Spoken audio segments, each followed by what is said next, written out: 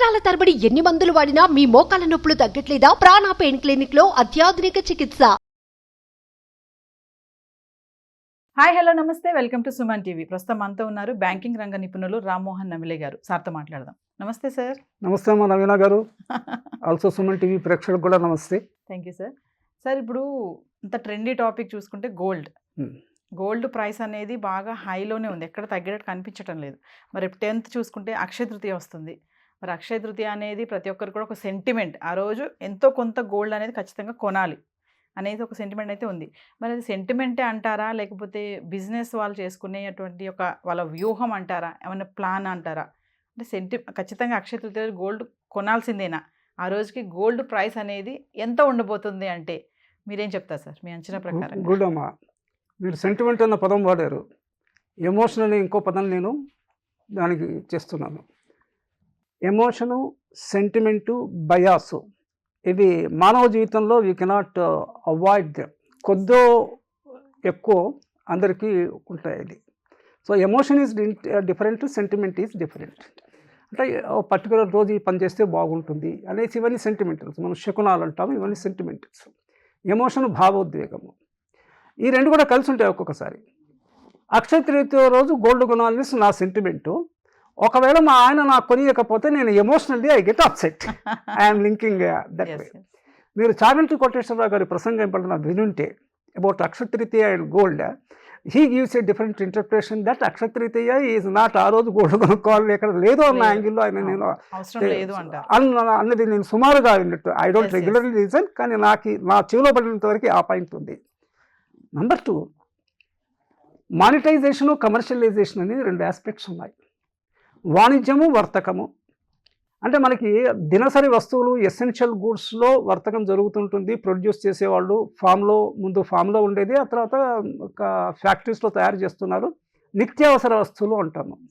దానికి మించి కూడా కొన్ని మారుతున్న కాలం దృష్ట్యా, పెరుగుతున్న అవసరాల దృష్ట్యా మనకి కొన్ని నిత్యావసరం కన్నా అవి కూడా నిత్యావసరంలో అయినాయి. ఫర్ ఎగ్జాంపుల్ ట్రాన్స్పోర్ట్, ఓ 2-వీలర్ ఏదో లేనిది వీ కెనాట్ గో అవుట్, ఇవన్నీ కూడా వచ్చాయి. నేను లగ్జరీ టచ్ చేయట్లేదు.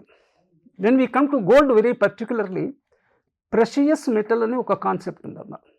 గోల్డ్ కన్నా కూడా ఒక మెటల్ ఇంకా కాస్ట్లీ వాల్యుబుల్ మెటల్ ఉంది. ఏంటిది? డైమండ్, వజ్రాలు, గోల్డ్, దట్ ఈజ్ ఓకే. ప్లాటినాన్ని కొన్ని ప్రయోగశాలలో వీటిలో కొన్ని కాంపోనెంట్స్లో యూస్ చేస్తుంటారు. అది గోల్డ్ అనేది ప్రెషియస్ మెటల్. కొన్ని టాప్ నుంచి మొదలు పెడితే గోల్డ్ తయారు చేసే పద్ధతి కూడా నేను కొన్ని హిస్టారిక్ టీవీ సిరీస్లో the various way of gold mining ఉంది. మైనింగ్లో వచ్చిన గోల్డ్ కాకుండా కూడా కొన్ని పర్వతాల దీంట్లో వచ్చినవి. గోల్డ్ మైనింగ్లో కొన్ని టన్స్ మైనింగ్ చేస్తే 5 గ్రాములు అంటే రేషియో ఎక్కువ ఉంటుంది మైనింగ్. ఇది వచ్చింది అంటే సెంటిమెంటల్ వాల్యూ ఉంది. సెంటిమెంటల్తో వాల్యూతో పాటు సొసైటీకి ఒక రకమైన ప్రొటెక్షన్, ఫినాన్షియల్ ప్రొటెక్షన్ కూడా ఉంది. జనరల్గా ladies gold they are synonymous, అంటే దే గో టు దీంట్లో IBP, ఇండియో బర్మా పెట్రోలియం కాదు, ఇన్బిల్ట్ ప్రొటెక్షన్ ఉంది. భార్య దగ్గర ఒక 5-6 తులాల గోల్డ్ చైన్ ఉందనుకోండి, మనకేదైనా ఆపద వచ్చినప్పుడు, అవసరం వచ్చినప్పుడు వన్నీ సేల్ చేయొచ్చు. సేల్ జనరల్గా చేయరు because of the sentimental value. తాత్కాలిక అవసరాలు నుంచి బయటపడడానికి బ్యాంకులో గోల్డ్ లోన్ ఇస్తారు. అంటే గోల్డ్ లోన్ యొక్క ప్రయోజనాల్లో ఒకటి చెప్తున్నాను. గోల్డ్ రేటు ఎప్పుడూ పెరుగుతూనే ఉంటుంది. ఇన్ఫ్లేషన్, మైనింగ్ కాస్ట్ పెరుగుతుంది. మైనింగ్ కాస్ట్ పెరిగినప్పుడు ఆ ప్రోడక్ట్ ఏదైతే మైన్ చేస్తున్నారో లేకపోతే ప్రొడ్యూస్ చేస్తున్నారో దాని కాస్ట్ కూడా పెరుగుతుంది. ఆ కాస్ట్ పెరిగినప్పుడు దాన్ని అమ్మే సెల్లింగ్ రేట్ కూడా పెరుగుతుంది.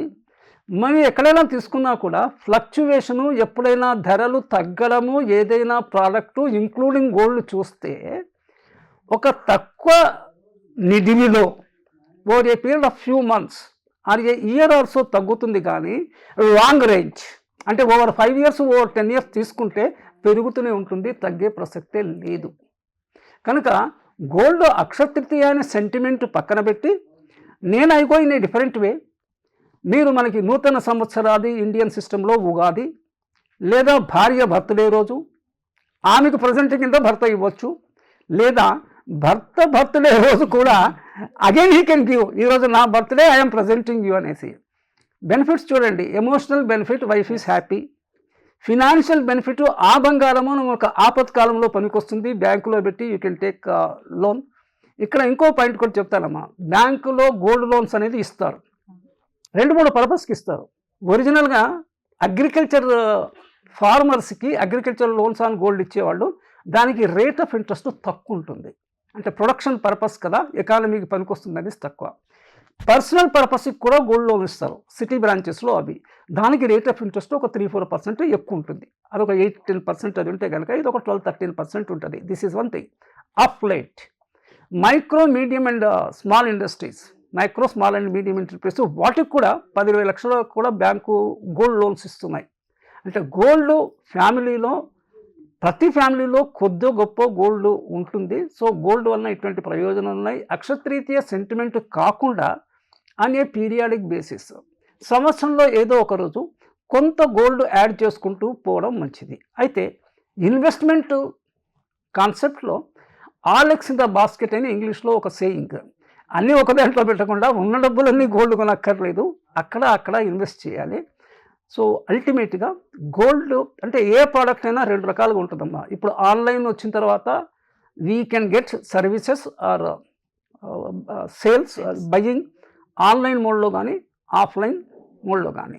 దీనికి టెక్నికల్గా we say over the counter product. Over the counter అంటే షాప్కి వెళ్తాము, అక్కడ ఉంటుంది, కొంటాము, మనం సెలెక్ట్ చేసుకునేది. Online digital over the counter కాకుండా వీసే ఎక్స్చేంజ్ ట్రేడెడ్.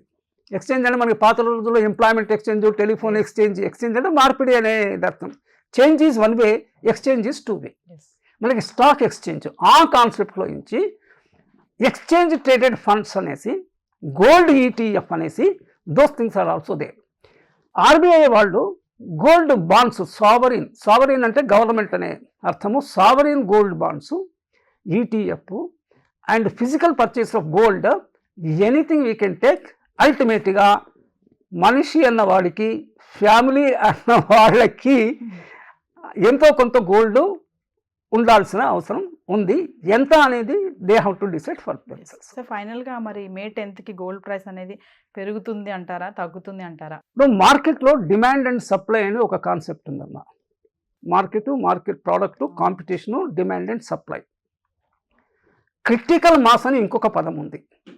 కొనేవాళ్ళు ఎక్కువయ్యారు అనుకోండి, అంటే దీనికి రియల్ టైం స్టాటిస్టిక్స్ లేకపోయినా మార్కెట్ ప్లేయర్స్, మార్కెట్లో మనం పార్టిసిపెంట్స్ కూడా కాదు, we are just a purchasers and consumers మట్టుకే, కస్టమర్స్ పర్చేసర్స్ అంతే. That way we are a low end participants in the market players అంటే మార్కెట్నే శాసించగలరు వాళ్ళు. హోల్డింగ్ ఉంది, ఫర్ ఎగ్జాంపుల్ అక్షతృతీయకు గోల్డ్ అందరూ కొనాలి, గోల్డ్ కొంచెం వాళ్ళు షార్టేజ్ తక్కువ ఉందనుకోండి, ఆటోమేటిక్గా డిమాండ్ పెరుగుతుంది. సో ఇదంతా మార్కెట్ మెకానిజం. మనం దాంట్లోకి పోకపోయినా కూడా అక్షతృతీయ రోజు సెంటిమెంట్ని ఎన్కాష్ చేసుకుంటుంది మార్కెట్. అది fundamentally we should catch that point. మళ్ళీ అక్షతృతీయలో కొనాలని ఎందుకు? 1 నెల రోజులు ముందు కొనుక్కోండి, నెల రోజుల తర్వాత కొనుక్కోండి. స్లాక్ సీజన్లో అదంతా ఎందుకు? పెళ్ళిళ్ళ సీజన్స్లో గోల్డ్కి కొంచెం డిమాండ్ ఉంటుంది.